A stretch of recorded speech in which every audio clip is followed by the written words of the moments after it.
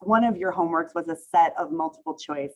And so we're going to kind of very quickly go through the answers. I'll go through the stimulus here with you so you can see it.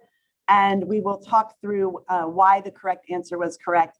If you didn't do these and you want to take a minute and go back and do this, stop the video, practice the multiple choice. It's just one set, and then you can see us unpack the right answer. So I'll read through this stimulus we can do this together. And this is by Paul Leroy-Beaulieu, and he's a French economist, and it's an essay in 1881. And if you remember, that was what we told you yesterday is the first thing you want to do is really focus in on what the source of the stimulus is, particularly when it's a text stimulus that's long like this. So the thesis that the condition of the worker has improved during the last quarter or half century does not require any more proof. What can we say about his leisure? Is the worker of today a greater slave to his work than in the past? The evidence of the facts and figures allows us to give an unequivocal reply. The working day has been reduced to a level that makes it more humane. In the recent past, for we are referring to a situation which existed only 30 or 40 years ago, a working day of 14 or 15 hours was not unusual, both in home-based as well as factory production. Nowadays, the duration of work is not more than 12 hours, and even that is much too long.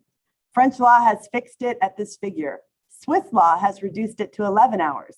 In England, it is down to 9.5 hours, and it is probable soon in the whole of Europe that the effective working day will be reduced to 10 hours or to 60 hours out of the 168 in a week, not through legislation, but at the request of the parties concerned.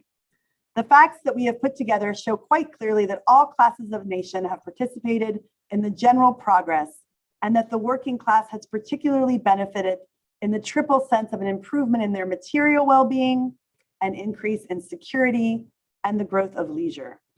All right, so we move away from the stimulus here, but reminding you that, of course, as you're going to see the question on the screen, you would always also be able to see the stimulus, whether you're looking at the pencil and paper test and it's in front of you, or whether you're doing the digital test, that stimulus will be right there for you to see. So the first question is, the changes in working hours described in the passage are best explained by which of the following developments in the late 19th century? And the right answer here is government and private reforms. So the author describes a significant decrease in the length of the average work week for industrial laborers, citing instances from various countries. This decrease took place as a result of a combination of government regulation, pressure from organized labor, and private initiatives by industrialists. So we're looking at government and private reforms was the right answer there. The second question we gave you was this. The impetus for the labor reforms described by the author are best understood in which of the following political contexts? And the answer was the increasing influence of public opinion and mass political parties.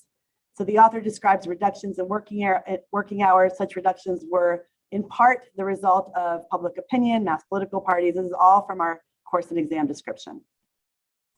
All right, and the last one is the dismissal of legislation as an effective means of changing working conditions is best explained by the continued influence of which of the following in the late 19th century? And we have laissez-faire economic thought. And so we have adherents of laissez-faire economics believe that the free market should be allowed to set wages, prices, and working conditions. They believe that government intervention, such as legislation setting maximum working hours, would lead to distortions in the market and impose unfair costs. Although European governments in the late 19th century began to adopt more interventionist approaches to the economy, many people, such as Beaulieu, continued to argue for the value of laissez-faire policies. So this is what a typical multiple choice set looks like, giving you some answers that hopefully you went through, you eliminated ones that you knew were wrong, and you were able to reason the best choice. So